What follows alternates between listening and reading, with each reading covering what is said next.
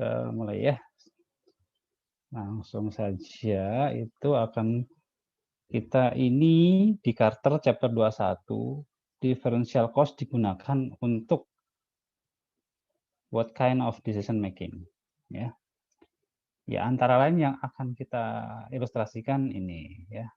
Contoh-contoh yang membutuhkan kita mencari cost yang relevan atau differential cost tadi.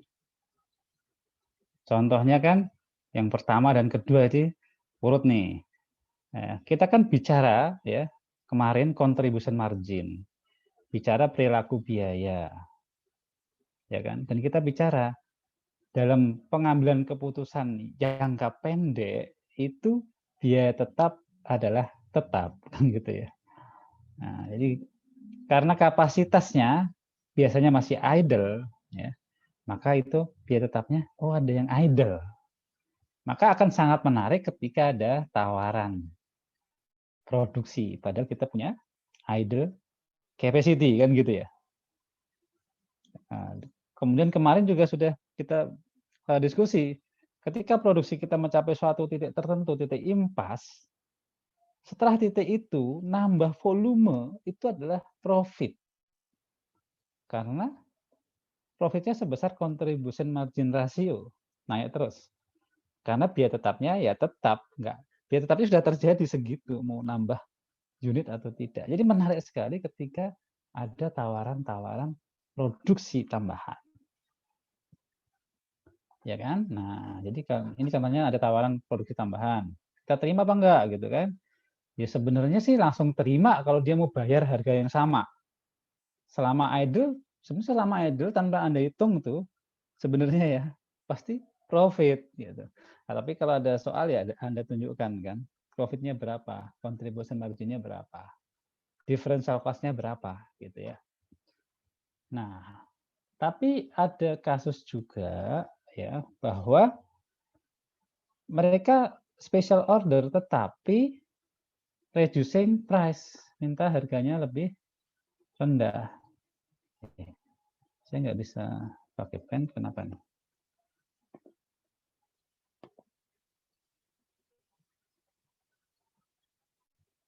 Pen. Ya sudah, mouse-nya.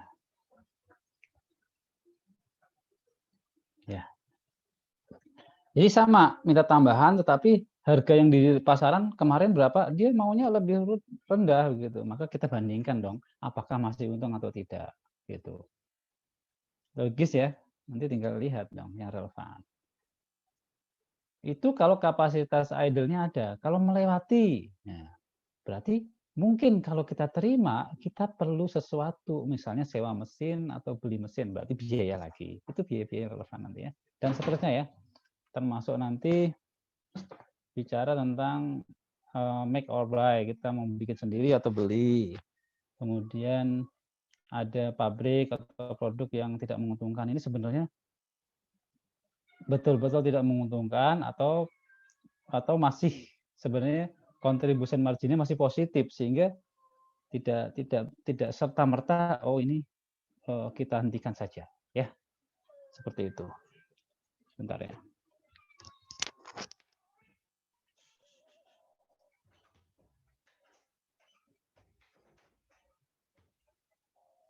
Ada Aurora.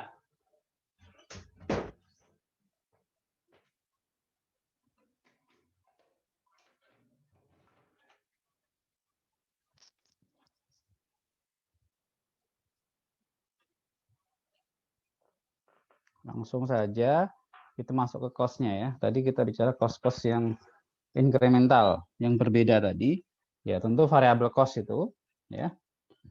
Nah, kemudian ada namanya affordable cost, opportunity cost dan sunk cost begitu. Istilah-istilah yang pernah Anda dengar ya, pasti pernah dengar. Itu apakah semuanya relevan? Mana yang relevan? Ya. Kalau avoidable cost itu apa ya? Silakan berikan opininya. Avoidable cost.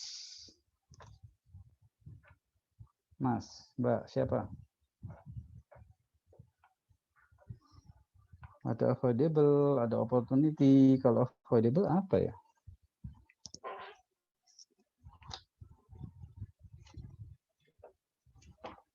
Izin, Pak. Izin Pak, mencoba. Tadi yang Megawati kayak duluan tadi ya? Coba dulu Megawati. Habis itu siapa? Arya juga ya? Nah, Arya coba nanti opportunity, Megawati avoidable dulu. Silahkan. Gimana, Kalau Mbak? setahu saya, avoidable cost itu biaya yang bisa dihindari. Contoh misalnya kita ketika ingin membuat suatu produk, kalau misalnya kita buat produk itu, kita mengeluarkan biaya, seandainya produk itu nggak kita lanjutkan, berarti biaya itu nggak keluar gitu, Pak. Bisa dihindari kalau kita nggak mengerjakan produk itu gitu. Iya ya yang bisa dihindari. Oke. Dari namanya udah kelihatan ya, yaitu artinya ada dua alternatif. Tadi ngasih contoh kan Megawati, betul. Ada dua alternatif. Jadi kalau kita ambil alternatif yang satu misalnya terjadi biaya itu, kalau alternatif yang kedua tidak terjadi, artinya bisa dihindari, avoidable. Atau sebaliknya, ya. Nanti dalam case-nya bisa kita lihat contohnya. Ya, misalnya tadi kan kalau kita ngambil tawaran tadi ada apa namanya membuat tambahan order ternyata melebihi capacity, itu kita ternyata harus sewa mesin gitu. Nah, tapi kalau kita tidak mengambil itu kan bisa kita hindari biaya itu ya. Itu avoidable cost. Nah, biaya yang bisa dihindari ini relevan nggak Megawati? Masuk nggak nanti dalam perhitungan ketika kita mau apa namanya mengambil keputusan? Termasuk yang relevan nggak? Menurut saya ya, Pak. Itu relevan ya, karena kan beda. Jadi semua yang different itu adalah relevan. Kan beda. Kalau ngambil ini terjadi, kalau yang ini dihindari. Beda. Jadi ketika seperti itu, maka dia relevan. Terus bedanya apa dengan opportunity? Nah, tadi Mas siapa? Arya ya? Coba Mas. Kasih ya Megawati. Iya, opportunity itu Pak. Oh ya. Opportunity cost menurut saya itu potensi revenue yang seharusnya bisa perusahaan miliki itu Pak. Jadi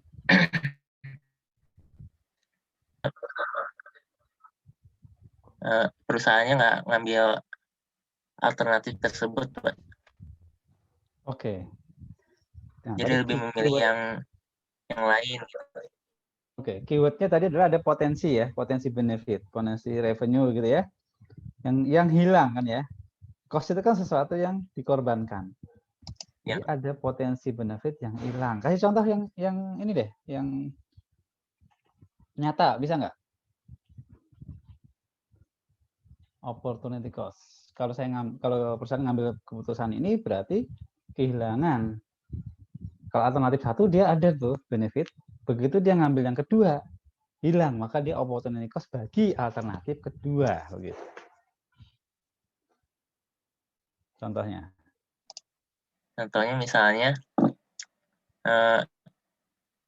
misalnya perusahaan itu kan ada satu alternatif yang mengeluarkan cost yang besar tapi pendapatannya juga besar, sedangkan yang perusahaan pilih itu pendapatannya lebih kecil tapi cost-nya lebih kecil gitu, kurang lebih seperti itu. Oke.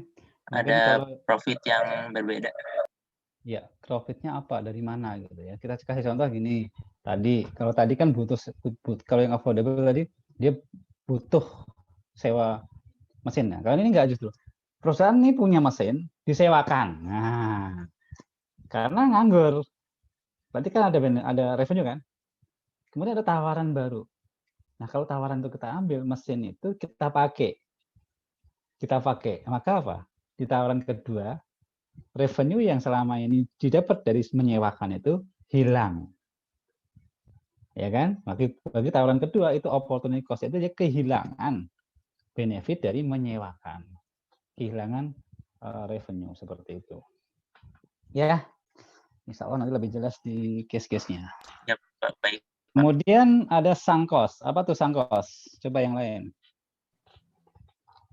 Izin Pak, Oh, Mas. sunk cost itu adalah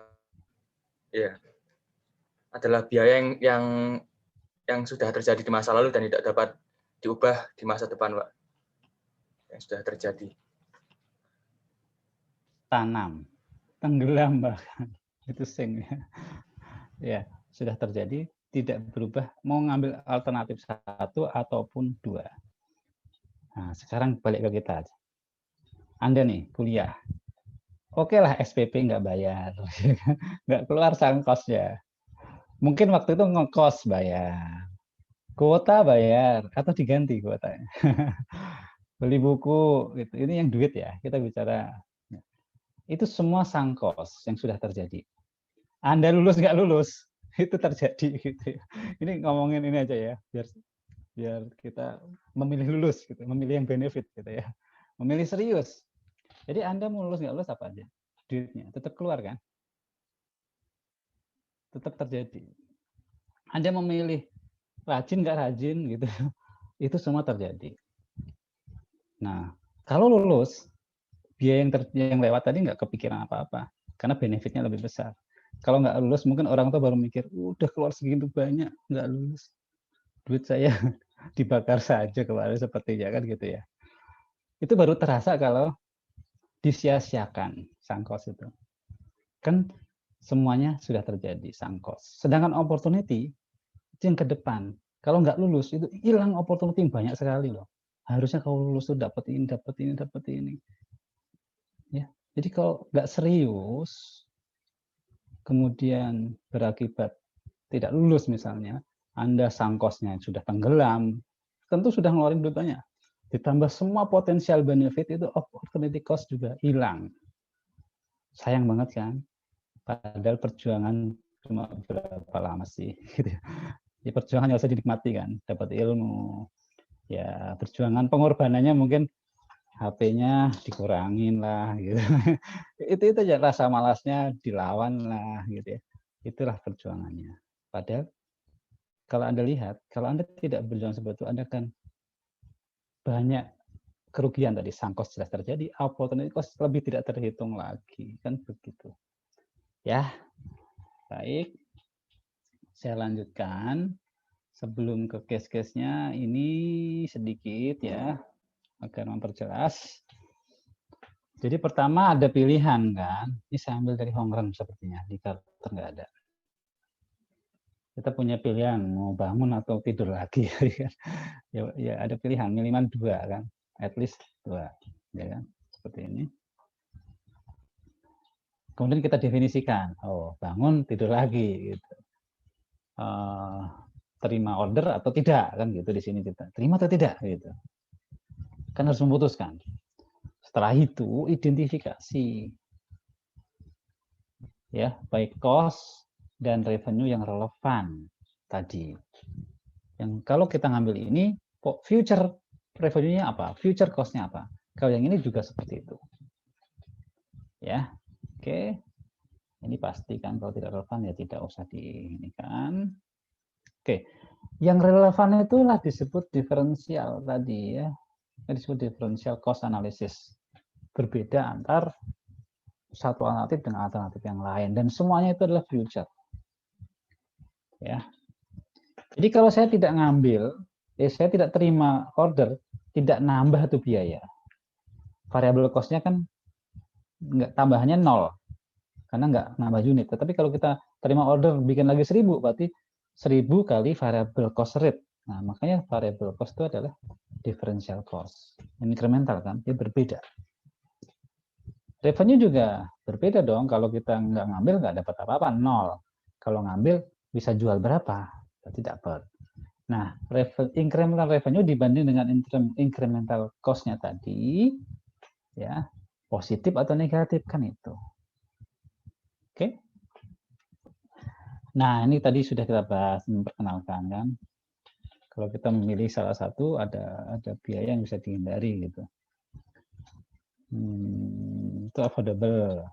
sunk cost ini yang sudah terjadi kan, ya, sehingga dia irrelevant, always, selalu tidak relevan karena saya sudah beli mesin kan, misalnya tadi. Biaya beli mesinnya itu irrelevant, sunk cost. Kalau mau ngambil tawaran atau tidak itu tetap terjadi, orang sudah terjadi. Makanya kita harus selalu move on ya, sesuatu yang sudah terjadi itu tidak bisa kita rubah. Yang bisa dirubah future, melihat ke depan, benefit atau cost-nya. Ya, itu sunk cost itu. Sesuatu yang sudah lewat itu sudah hanya untuk dievaluasi saja ya. Oke. Nah, ini opportunity tadi potential benefit ya. Jadi justru yang seperti ini harus dipertimbangkan ya. Consider ya, harus dipertimbangkan. Jadi kalau kita bahas tadi yang tidak kita pertimbangkan adalah yang tidak relevan seperti sunk cost, mungkin nanti fixed cost seperti itu ya. Yang tidak berbeda kalau kita ngambil satu atau dua. Gitu ya. Ya. Mengulang lagi ini istilah saja ya. Kalau ngambil sesuatu nanti berarti ada yang incremental begitu. Sudah semua nih ya. Opportunity. Oh, ini ada imputed. Ini imputed, ini imputed. Ini ya, ini harus dikuantifikasi. Nah, kalau kita bicara tentang differential cost analysis, berarti semuanya harus bisa dikuantifikasi. Kemungkinan kerugian misalnya brand kita mungkin jadi turun, ini goodwill ya. Kalau kita mencemari lingkungan, termasuk kalau kita misalnya produk kita kita tarik, jangan-jangan pengaruh pada pasar, itu kan sesuatu cost juga sebenarnya, tapi kan harus dikuantifikasi. Ya. Nah, kalau di soal ya semuanya sudah dikuantifikasi tentunya kan. Jadi kita tinggal identifikasi di soal itu apa saja yang sudah diketahui kan begitu ya. Dan tentu trikinya adalah ada nggak opportunity, ada nggak avoidable. Kalau variabel kan pasti biaya yang seperti itu. Biaya untuk memproduksi gitu ya, manufacture, yang variabel itu kan pasti. Tinggal opportunity-nya ada nggak, avoidable-nya ada apa tidak, ya. Sehingga nanti diterima kalau ini. Atau kalau hanya cost-nya pilih cost yang terkecil. Ya. Oke, seperti kalau make and buy. Make itu ada cost-nya. Cost-nya berapa? Kalau buy ada cost-nya, membeli berapa? Nah, pilih yang terkecil. Ini perlu nggak ya? Ini sedikit memperkenalkan yang ada di Carter, flexible budget kan sudah ya. Ini sebentar saja mungkin. Ini kalau kita bikin flexible budget kan unitnya berbeda-beda ya. Kapasitasnya ini 100.000, di sini 100.000. Berarti di 60% 60.000 ini dia. 60, 100. Biayanya tentu berbeda. Kalau yang variabel tentu dia proporsional kan. Kalau 60.000 itu 195, kalau 100.000 pasti bagi 60 kali 100 kan begitu. Dan seterusnya. Nah, fixed cost ini yang tidak proporsional, biasanya sama dalam rentang waktu tertentu. Ya kan? Nah,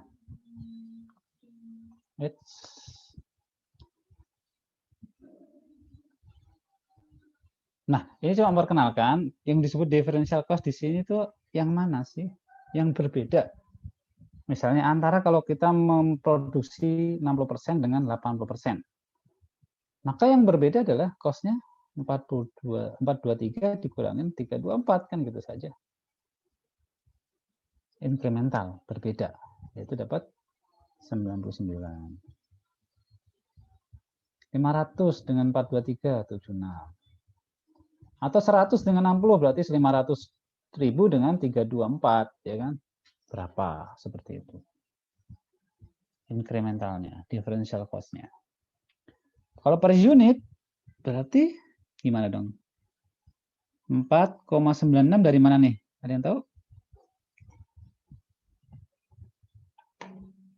Boleh opininya? Izin, Pak.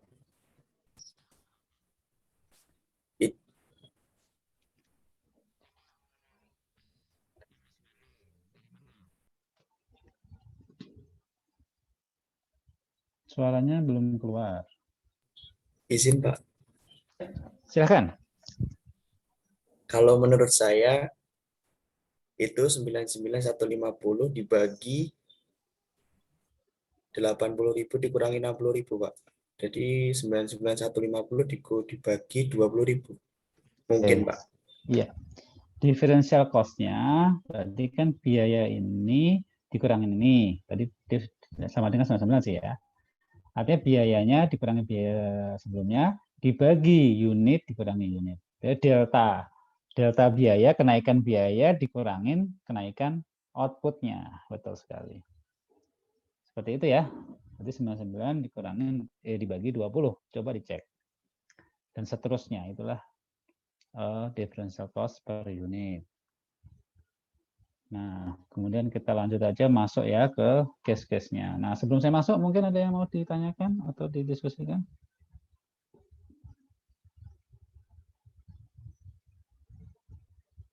Ini minggu penilaian tanda tangan KTTA, jadi bulannya yang WA. Bisa ketutup-tutup ini.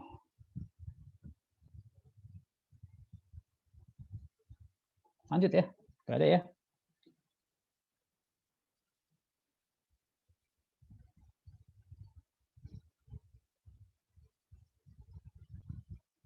Yes. Ini accepting yang tadi kita bicara mestinya tanpa dihitung itu pasti profit. Coba kita lihat ya. Ini case-nya seperti apa sih? Bahwa sekarang itu penjualannya 80.000. Padahal kapasitasnya 100.000. Masih ada idle 20.000. Kan gitu ya? 80% ya. Idle ini, idle-nya 20.000. Kalau kita sudah paham yang kemarin, kalau idle-nya 20.000, itu kita mau tambah unit sampai 20.000, itu sebenarnya profit terus, ya kan? 20.000. Karena apa? Contribution margin-nya adalah 9 dikurangin berapa? 5. Dikurangi 5 saja, fixed cost-nya 100.000, ya tetap 100.000 kan. Ketika kita nambah unit, 100.000-nya nggak bertambah lagi, tetap sudah terjadi. Tetap akan 100.000. Jadi pasti nambah profit $4 per unit. Kalau ada order 4.000, pasti dapat $4 kali 1.000. Itulah profitnya 4.000. Ya, sebenarnya sesimpel itu.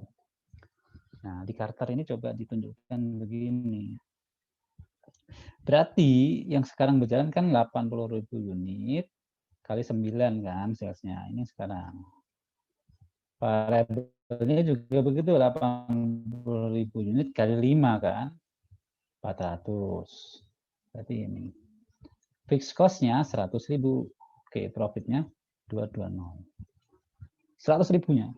Nah, kalau ada lagi kan 100.000-nya tetap 100.000. Sehingga berikutnya pasti 0.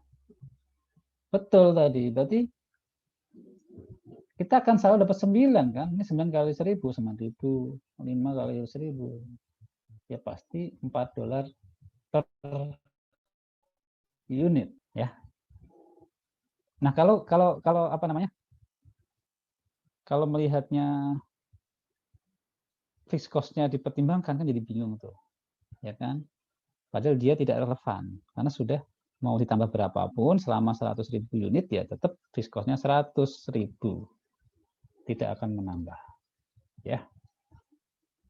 Jadi cukup Anda per unitnya ini lebih besar daripada cost incremental revenue, lebih besar daripada development cost, atau bilang profitnya 4.000, maka diterima seperti itu. Ya, sangat clear ya. Nah, kalau dia minta harganya lebih rendah, nah ini baru. Kalau harganya lebih rendah, Anda benar-benar bandingkan apakah incremental revenue lebih besar daripada differential cost. Ya, oke. Saya minta tolong dong dibacain itu dari Carter, saya dari e-booknya saya screenshot, dibaca saja. Siapa yang membaca? Bahasa Inggrisnya saja dibaca. Mulai dari assume. Ayo, Izin Pak, kesempatan. Silakan. Siapa nih? Alto Shevla Pak. Silakan, Mas. Assume that,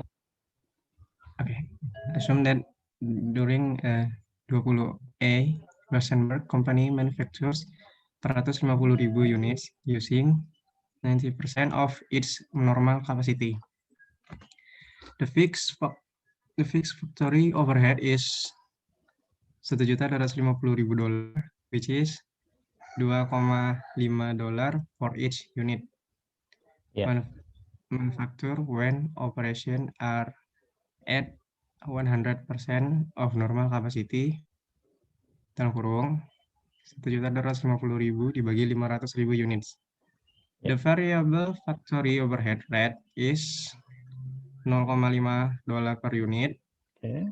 The direct material cost is $1,8 and the direct labor cost is $1,4 per unit.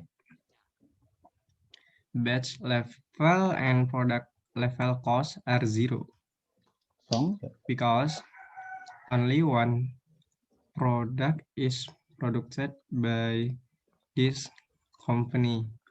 See chapter 14. Each unit sells for $10. Variable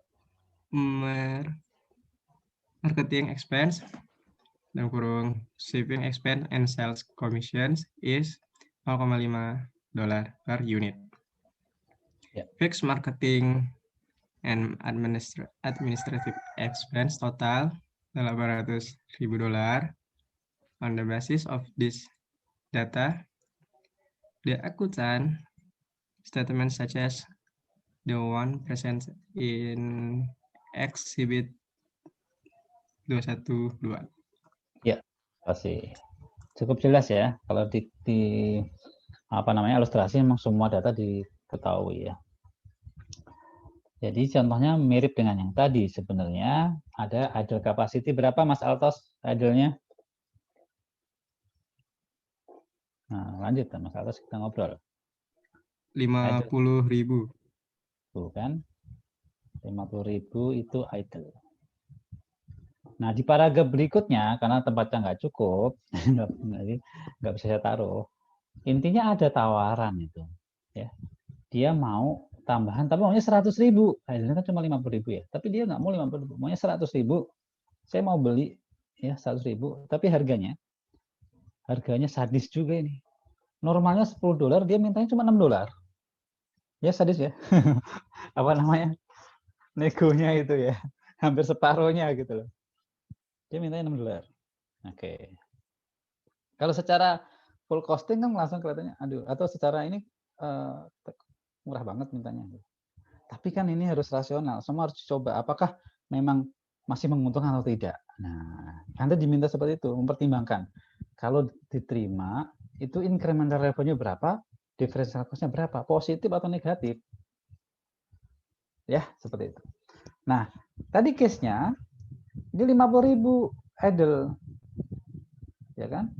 Mintanya 100.000. Ternyata setelah perusahaan, kalau untuk memenuhi 100.000 kita perlu sewa. Ya, kita sewa biar nambah 50.000 itu, atau untuk menyelesaikan 10.000 unit sewa mesin ya, equipment, berarti butuh tambahan biaya 10.000 untuk sewa begitu. Maka baru bisa dipenuhi produksi ini. Oke, simpel saja. Tariklah ke sini. Berarti kalau kita bicara differential cost ya semua cost di masa depan yang yang relevan. Berarti semua yang variabel ya. Direct material, direct labor, variabel FOH, ada variabel marketing, semuanya masukin. Ya kan? 1 2 3 4. Oke. Fixed cost-nya kan enggak relevan. Tetapi tadi perlu sewa equipment 10.000 untuk 100.000 unit. Berarti per unitnya adalah 0,1. Jadi per unit akan ada tambahan 0,1. Setelah dijumlah, ternyata differential cost-nya hanya 4,3, sementara dia berani membayar $6. Terima nggak? Oke. Ya, tapi ini harus analisis semua, apakah hanya itu biaya yang bertambah. Nah, dalam case ini hanya ini. Labor-nya tidak perlu rekrutmen baru, cuma ya nambah per unitnya 1,4. Material juga tetap sama, nambah 1,8 per unit dan seterusnya. Itu variabel saja. Ditambah sewa equipment tadi. Sehingga masih lebih kecil, kita pilih ya diterima karena keuntungannya adalah 6 dikurangi 4,3 kali 100.000 itu dapat segini tuh. Atau per unitnya adalah 1,7 ya. $1,7 ya. Oke. Jadi poinnya sih seperti tadi, tinggal tentukan dapat cost-nya. Oh, cost-nya lebih rendah. Tadi revenue-nya kan 6 ya, 6 lebih tinggi, cost-nya 4,3 lebih rendah daripada $6. Seperti itu ya. Oke, ada pertanyaan? Sebelum kita langsung latihan nih, biar memahami dari hal yang simpel ini dulu.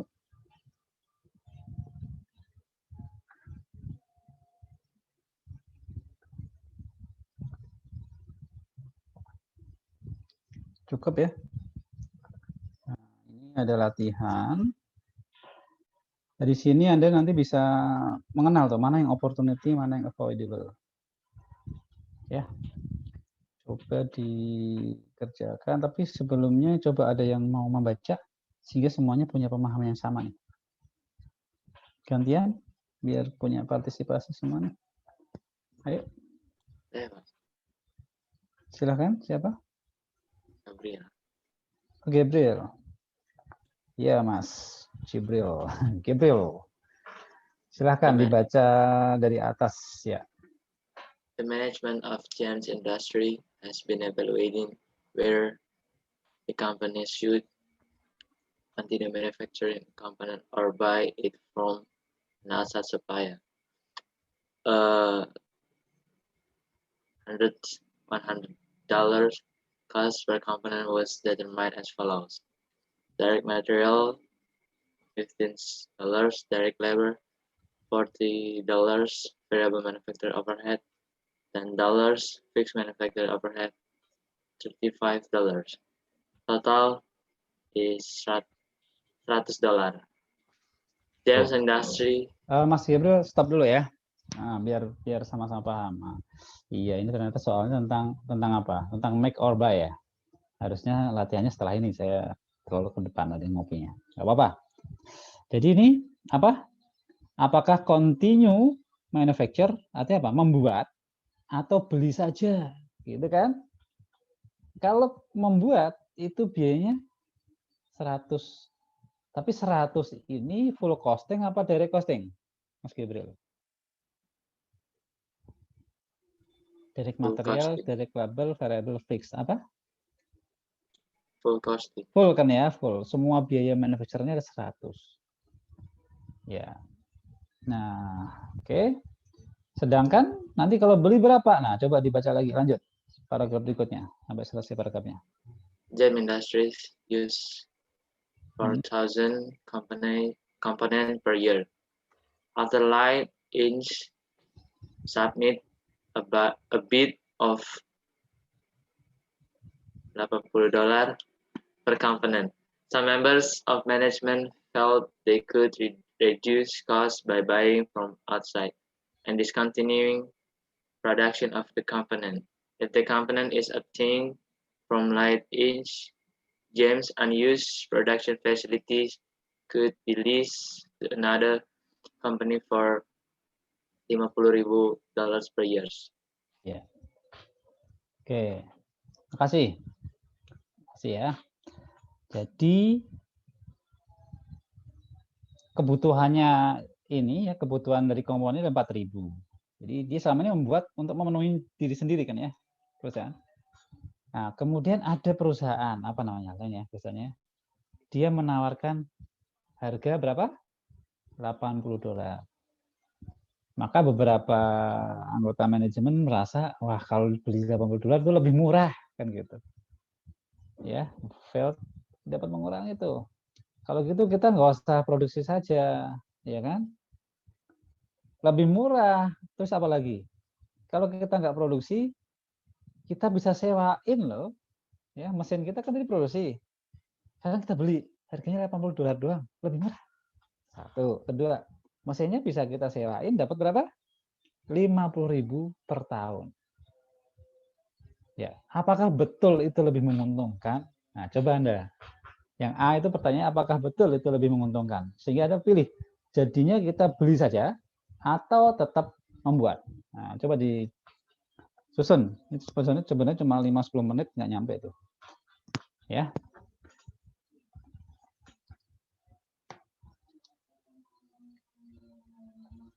Boleh coret-coret, boleh pakai Excel sebentar ya.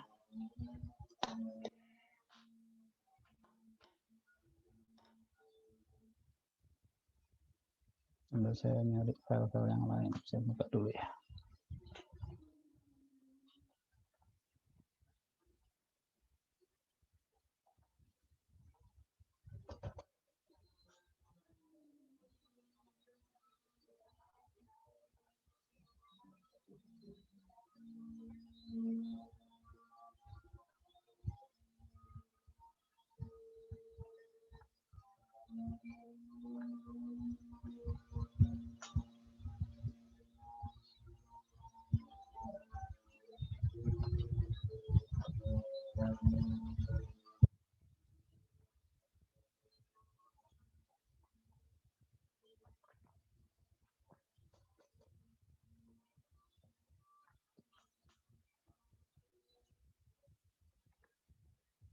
Oke, ada yang mau nyoba?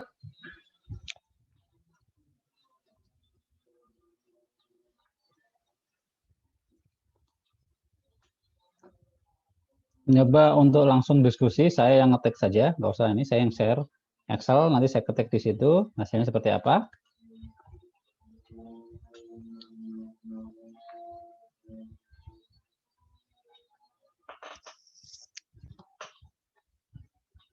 Izin mungkin Pak.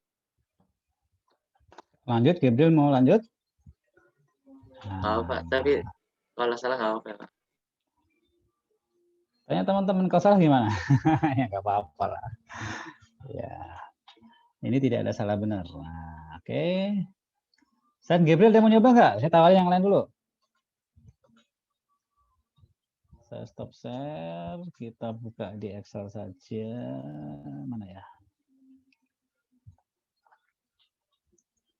Ayo, ada yang lain? Nah.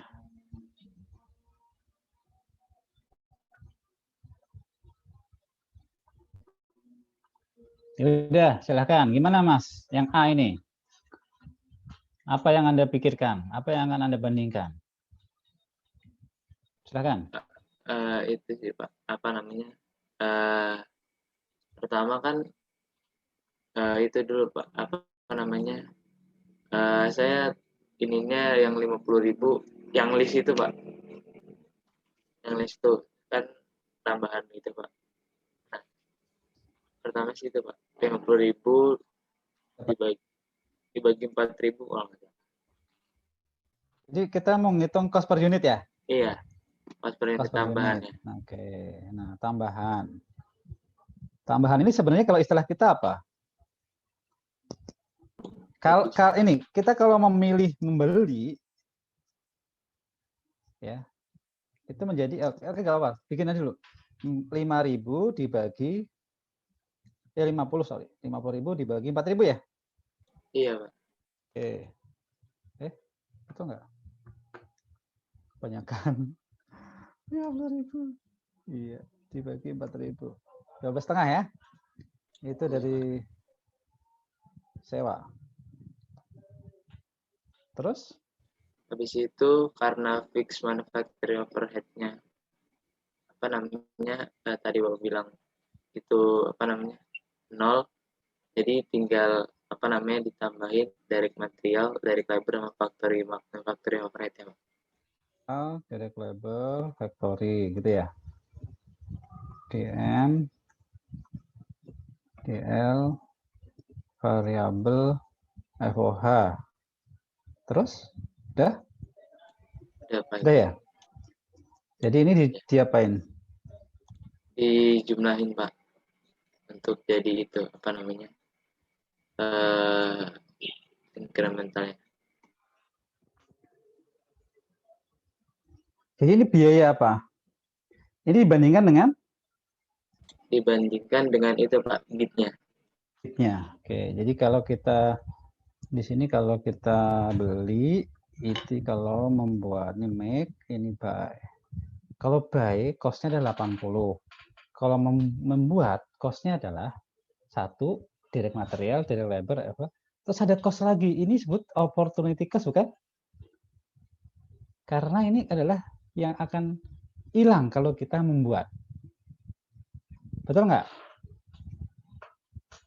Kita bisa menyewakan ya 50.000. Kalau kita membuat itu hilang, makanya itu cost juga, opportunity cost. Sehingga totalnya menjadi 77,5. 7,5 masih lebih kecil dibanding kalau membeli tadi. Totalnya kan 80 dia kan. Nah, ya nggak sih? Setuju nggak? Ternyata 80 yang tadi kelihatannya murah, bahkan bisa menyewakan. Menyewakan sudah kita masukkan di sini nih. Hanya menambah 12,5 per unit. Itu 77,5. Masih murah bikin sendiri gitu. Jadi full costing tadi, karena nanti kan full costing 100, padahal kan fixed cost-nya kan sudah terjadi seperti itu. Oke, terus yang B ada yang mau nyoba atau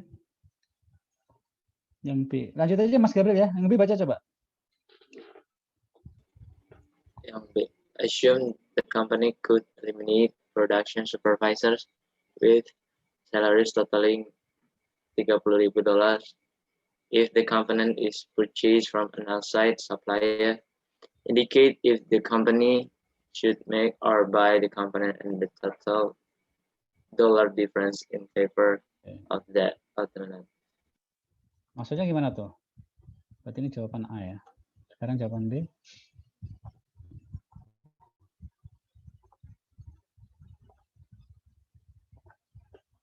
Jika dia membeli, dia dapat mengeliminasi supervisor. Berarti selama ini ada ya gaji supervisor 30.000. Kalau kita beli itu bisa dikurangin.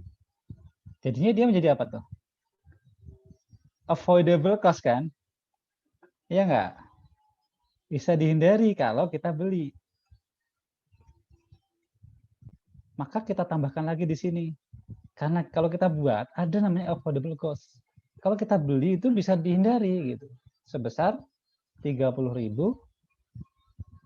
ya dibagi 4.000 ya. 7,5. Sehingga biayanya menjadi, nah baru dia lebih boros. Ya.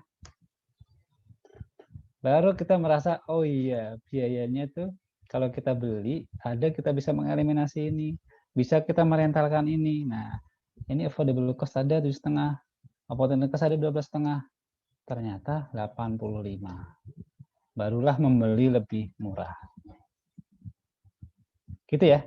Sehingga kita paham, oh iya, kita betul-betul harus bisa mengidentifikasi ada nggak sih affordable cost kalau kita tetap membuat, ada nggak sih opportunity cost kalau kita tetap membuat, ternyata ada. Kalau tadi tidak kita perhitungkan memang lebih murah.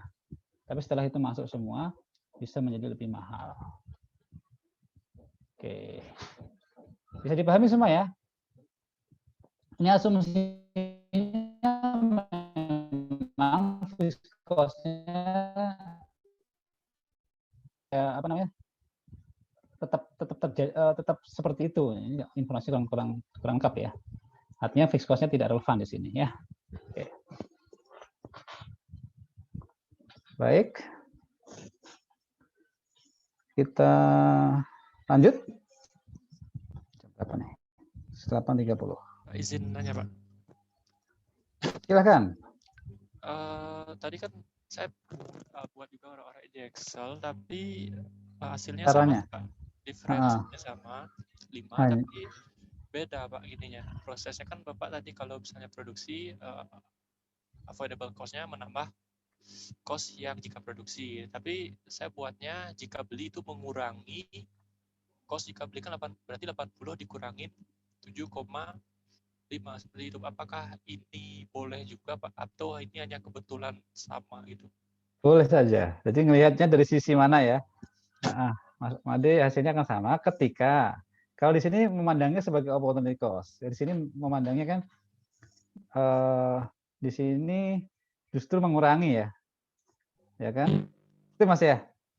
Iya Pak, benar. Karena biaya belinya 80, dia bisa nyewain. Jadi dikurangin lah, jadi hasil menyewakan. Kan gitu ya, 50.000 dibagi 4.000 tadi. Di sininya enggak, pindah. Jadi yang plus di sini jadi minus di sini. Maksudnya Mas itu gitu kan ya? Iya Pak. Ya hasilnya ya sama gitu. Cuma angka di sini jadi beda ya. Tetap lebih murah di sini. Enggak apa-apa sih. Cuma lebih pasnya tadi ya kita memahami tentang terminologi opportunity cost dan affordable cost gitu. Oh, ini bisa dihindari ini. Tapi pertanyaannya boleh nggak seperti ini? Boleh. Artinya kan differ. Intinya kan ini kita memasukkan informasi yang berbeda bahwa kalau ada kita beli kita bisa menyewakan, berarti biaya ini nggak sebesar 80 karena kita dapat uang 12,5. Terus yang di sini juga kita dapat mengurangi supervisor, berarti berkurang lagi gitu kan. Boleh. Kalau pertanyaan boleh apa enggak? Boleh. Ya, baru dia gimana nih? Ini tadi lebih murah, ini baru lebih murah beli. Nah, gitu. Maksudnya gitu Mas Made ya? Iya Pak. Jadi boleh aja ya Pak? Iya, boleh. Kalau kita bisa diferensial kan intinya yang relevan kita masukkan, tapi memasukkannya pas begitu ya. Plus minusnya pas, jangan masuk ke buy terus ditambah kan gitu. Itu hati-hatinya di situ. Nah, tapi kalau kita lihat tadi alangkah kita pemahaman kita lebih enak tadi kan. Oh, ini di sini bisa menghindari, di sini bisa menghindari, di sini ada opportunity cost gitu. Kita bicara. Oke? Terima kasih Pak.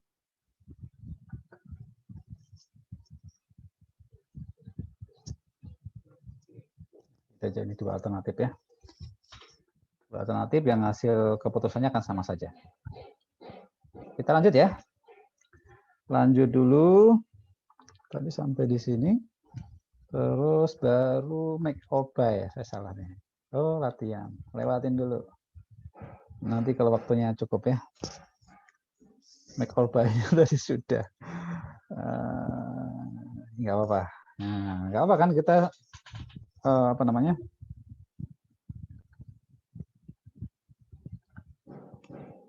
Makin banyak pelan-pelan sesuai waktu, mudah-mudahan makin paham kan ya semuanya ya.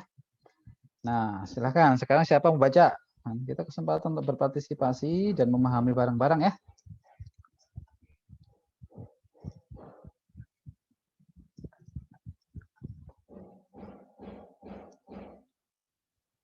Ayo baca.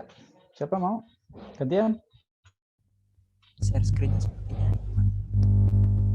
Oh, belum share screen. Sorry, tadi ini ya. Tadi nutup ya. Terus oh iya betul. PowerPoint. Ya. Siapa?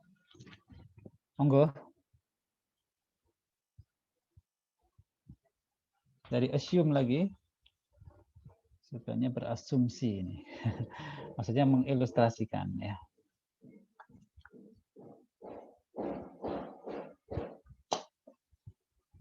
Ayo cepat.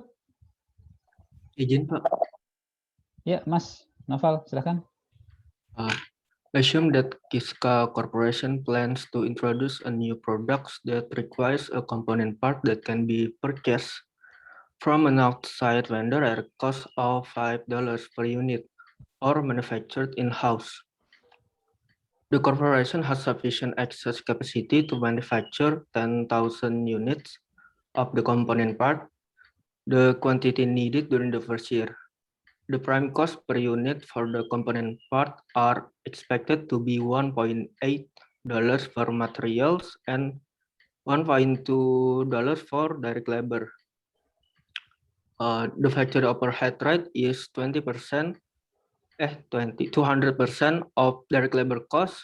$1.2 direct labor cost per unit times 200% equals to $2.4 overhead per unit. However, only 25% of factory overhead budgeted for the year is variable. To manufacture the component part, specialized equipment must be rented at an annual cost of $7,200. Pasti, ya, Mas Noval. Oke.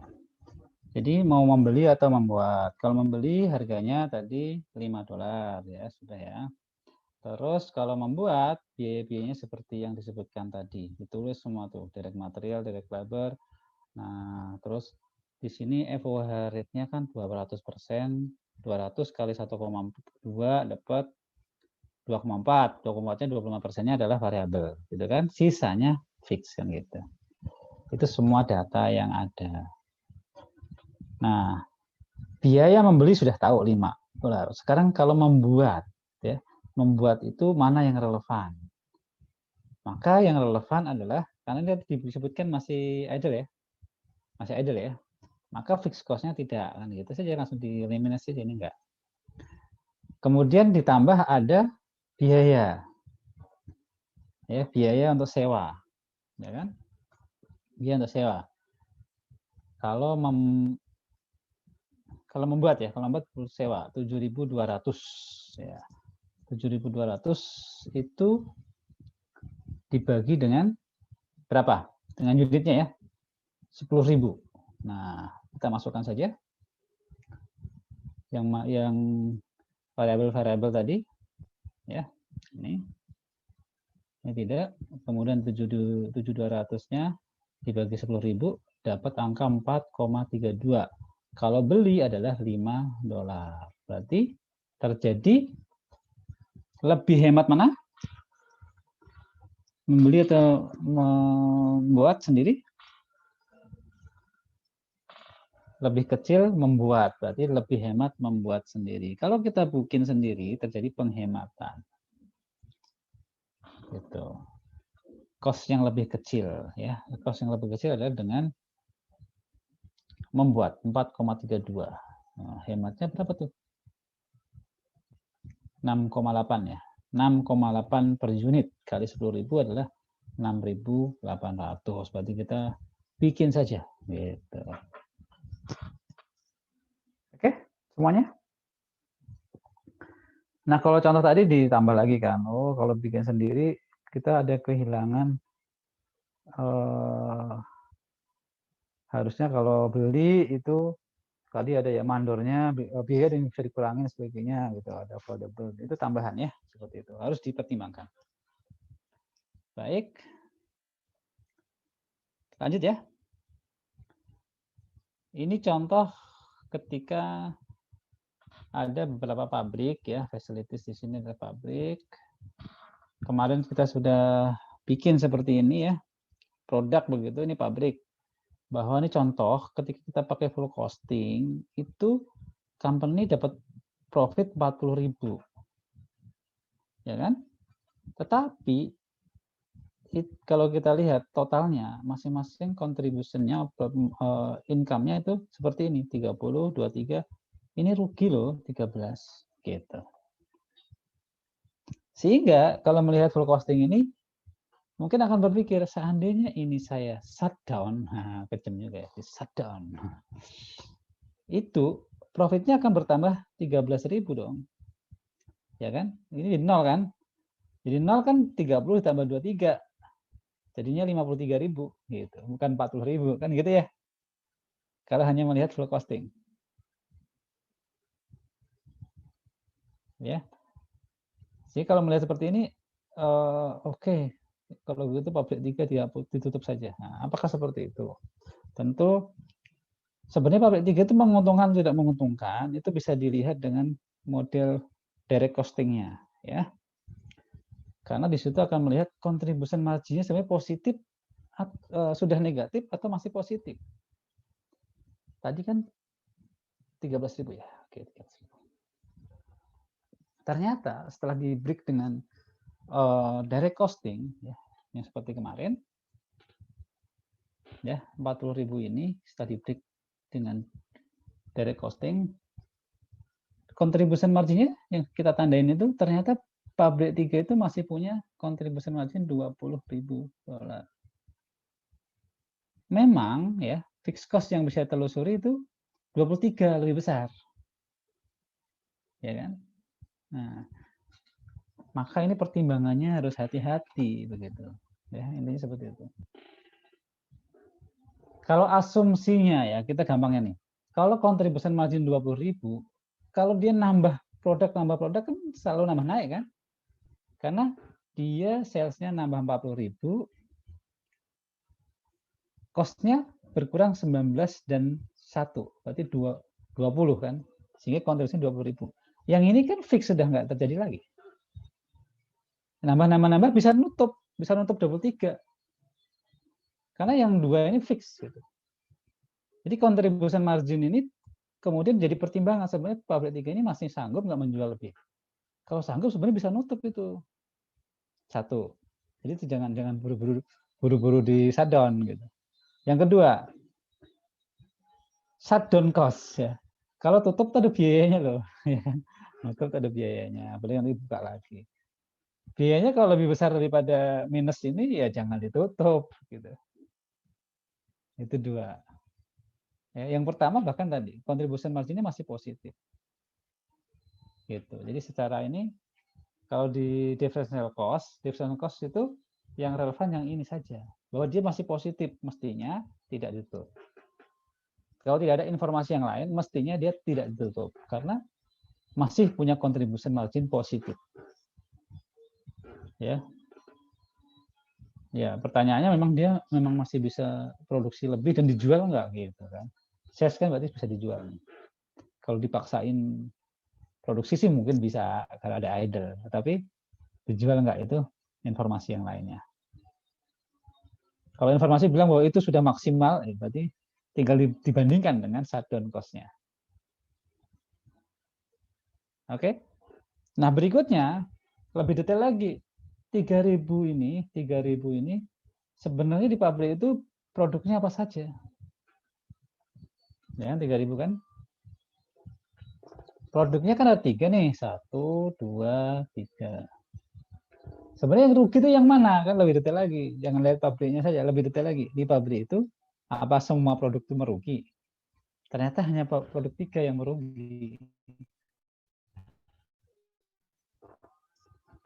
Ya. Produk 3 yang merugi.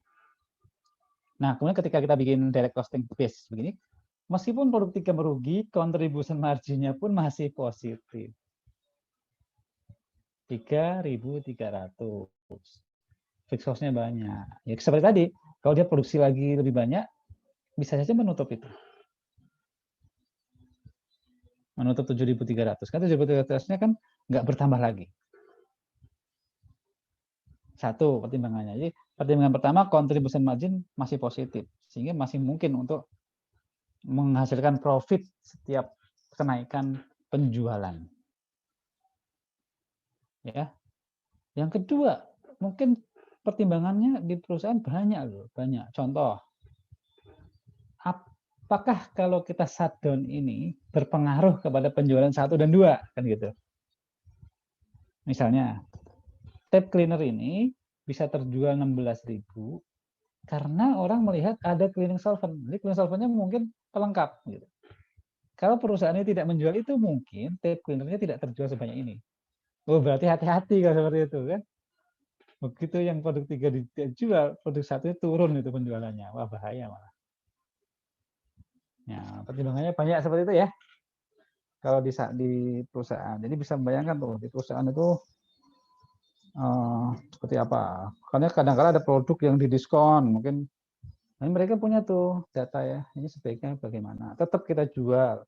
didiskon meskipun rugi, tapi kan dia dapat untung tempat lain, dan sebagainya. Ya. Nah, balik ke sini, poinnya adalah kalau nggak ada informasi lain, kalau contribution margin masih positif, tidak usah ditutup. Ya, kalau dalam soal datanya tidak lengkap, ditanya hanya begini saja, yang relevan, yang diferensial itu ya, hanya yang contribution margin. Maka dia tidak, contribution margin masih positif. Ya, antara incremental revenue dengan differential cost itu contribution margin masih positif, berarti tidak sudah dipaksain dimatikan. Seperti itu. Oke.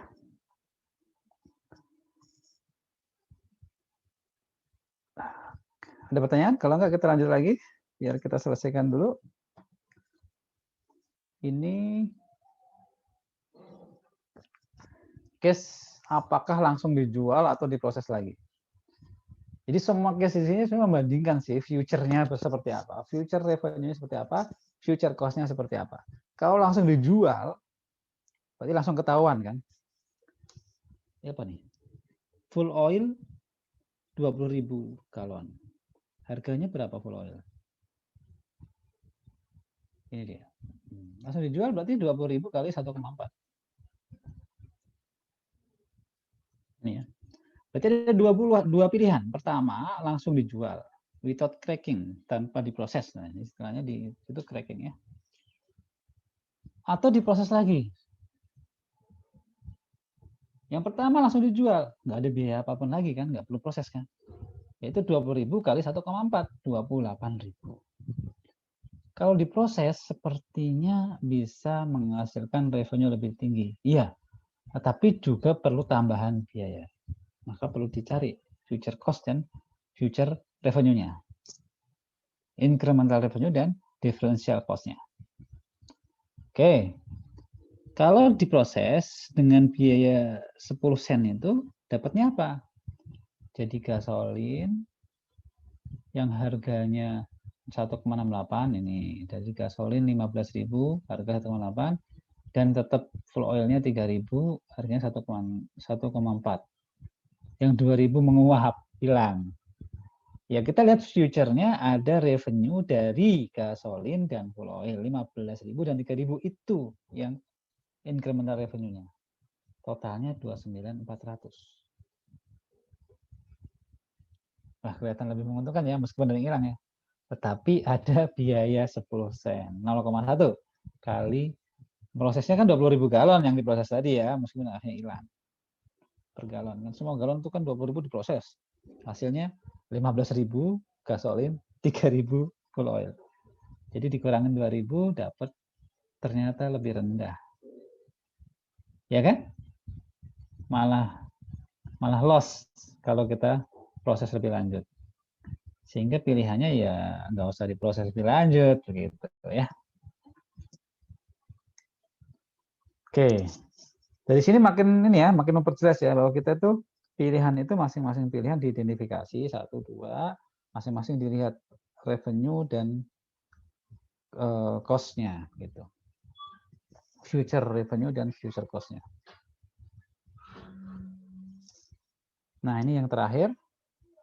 Sebenarnya sama saja. Cuma di sini waktu memproses ada biaya juga. Jadi dua-duanya ada biaya ya. Di treatment dan di cracking gitu istilahnya ya.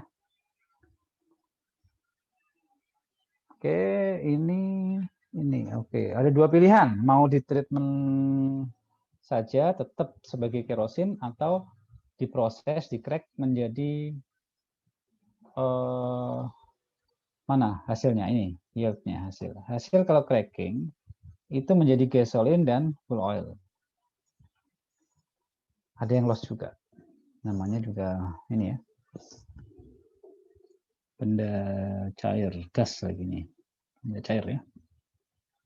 Oke. Nah, yang pertama kalau di treat itu berarti 10.000 raw gasolin harganya 1,2. Kalikan saja dapat 12. Nah, ini ada biaya nih kalau di treat saja tetap jadi gasolin adalah 0,08 per galon. Berarti biayanya 800. dapat 11.200. Ya, tetap di-treating sebagai kerosin ya. Nah, kalau di crack tadi future revenue-nya adalah menjadi 85%, 85.000. 8.500 dari 10.000 ya. Dan 500. Harganya ini 1,8, 1,4. Dapat 14, biayanya 0,12 dari memproses 10.000 ini. Dapat lebih menguntungkan kalau diproses. Intinya masukkanlah incremental revenue, masukkanlah differential cost. Positifnya lebih besar mana? Ya. Oke, seperti itu. Cukup ya. Kebetulan kan Akom juga lagi masuk PNBP Migas ya. Ya kan? Jadi diproses gitu, tapi nggak bicara jadinya apa ya. Jadi minyak, jadi apa kan enggak ya. Oke.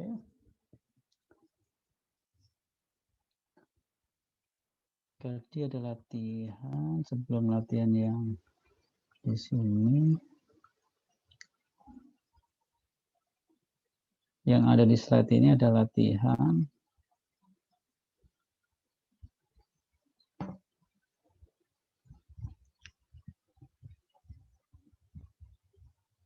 Latihan ini sebenarnya dari exercise 211 kalau nggak salah. Ya. Coba kita lihat bareng-bareng, nanti Anda coba. Saya coba buka ya bukunya ya.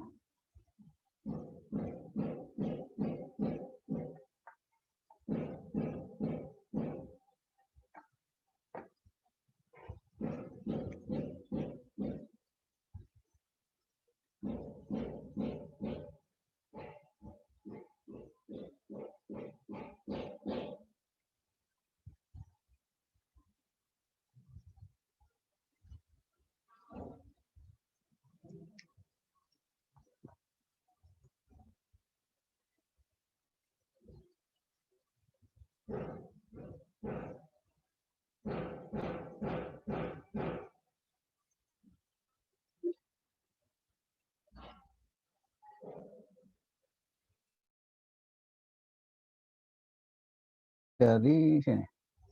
Exercise 212 ya. 211. Sorry, 211.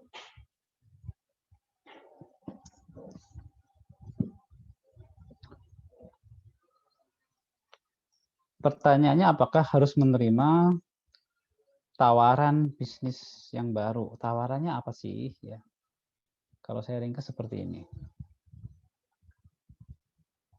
Ini soal itu. Jadi selama ini ya yang bisnis yang ada itu menghasilkan income seperti ini ya. Dari sini nanti kita bisa tahu biaya-biayanya kan. Biaya direct material itu berapa. Nah, selama ini produksinya adalah berapa? 30.000.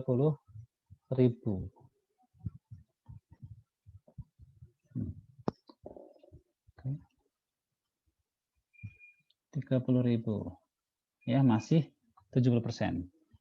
Jadi kalau 30.000, salesnya 72.000. Berarti harganya berapa tuh? 72.000 dibagi 30.000 berapa?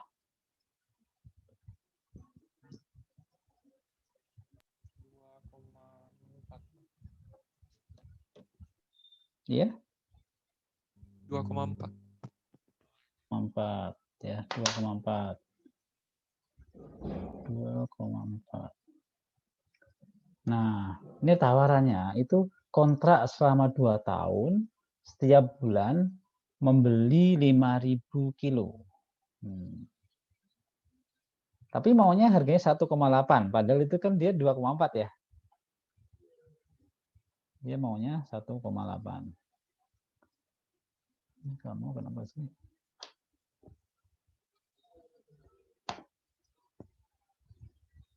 Tinggal nanti dilihat saja kalau apa namanya membeli 5.000 kalau kita menerima ya. Kalau tidak terima berarti kan tidak dapat tambahan revenue. Nah, revenue-nya berarti dapat 1,8 kali 5.000 kalau per bulan. Cost-nya seperti apa? Cost-nya kan ada Kos-kos yang ada di sini ini yang relevan yang mana? Biasanya kan yang variabel. Ditambah ada beberapa nih. Dia harus beli mixing mesin. Ya, kenapa beli mixing mesin? Di soal sini ada nih.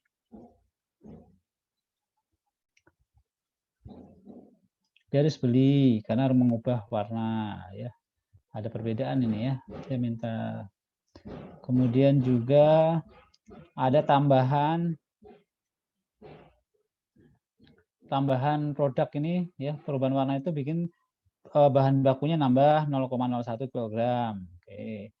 Kemudian ada tambahan administrasi spend dan payroll tax. Oke. Ya, materialnya nambah 0,01, administrasi spend nambah 150.000 per $150 per bulan, payroll tax $210. Nah, coba dikerjakan dulu ya. Kita break dulu. Break. Kemudian Anda lanjut dengan mengerjakan itu. Nanti kita lanjutkan lagi, ditambah lagi nanti ada soal yang mau kita bahas lagi ya. Oke.